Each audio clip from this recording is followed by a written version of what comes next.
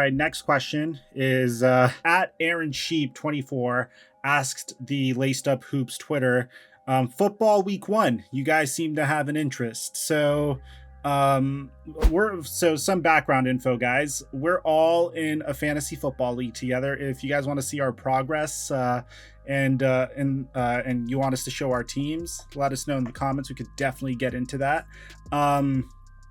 As you guys know, I have a alter ego, a second entity apart from Flight Mic called Microphone. I do NFL content there, so I'm gonna keep my opinions till the very end. I want to hear your guys' thoughts. Week 1 of the NFL. What did you guys think? I loved it. Amazing. Jameis Winston, QB1, proved the doubters wrong, especially Stephen A.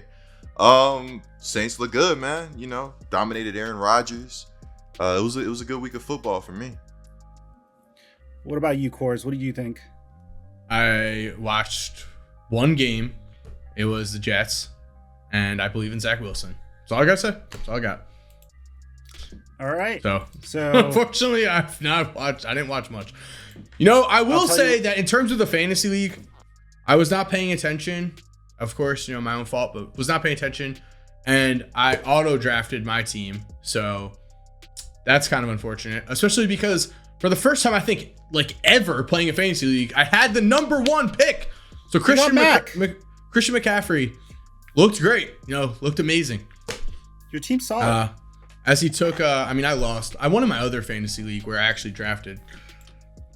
So I'll give you my brief little tidbits. I'll give you a little winners and losers list here. Winners, the entire NFC West. Arizona Cardinals looked insane.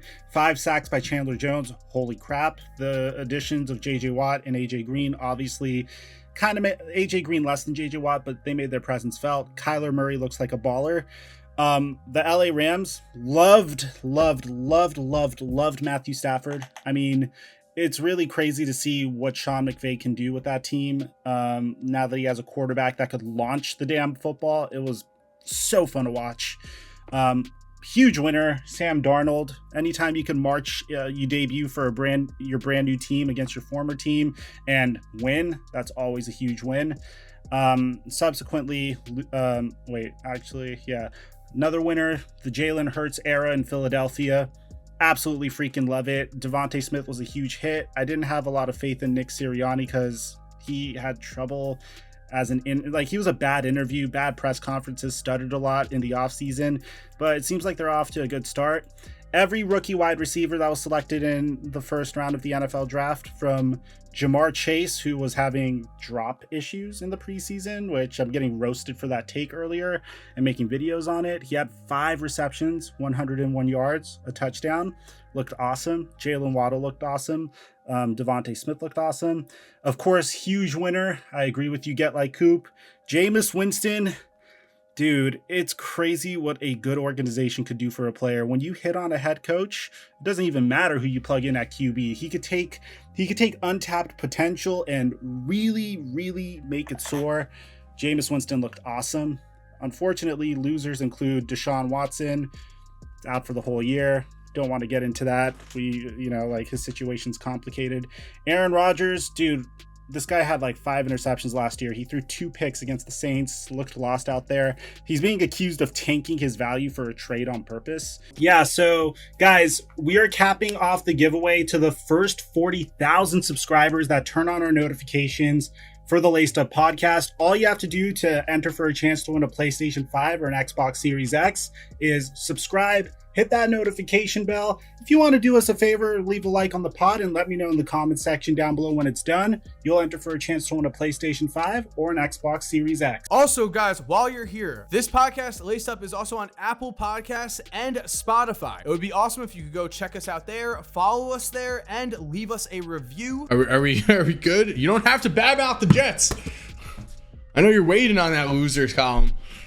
I mean, again, like I said before, I said this to you before the podcast, the Zach Wilson pick, he could turn out to be a star. He could turn out to be a stud. I think they gave up on Sam Darnold way too quickly. I mean, this is a guy that's younger than it's your I don't know about that. I don't know.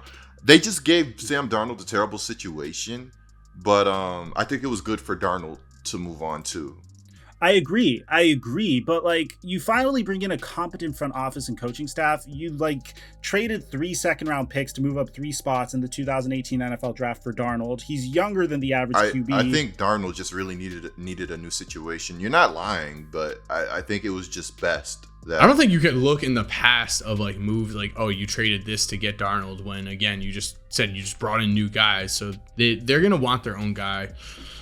It happens all the time when new front offices and stuff happen. So, but I don't think it's necessarily what should happen, especially when you have an opportunity, when you have so many holes on your team, like on the offensive line. Your wide receiver core is suspect, in my opinion. Your defensive line is like getting there. Your defense is kind of getting there.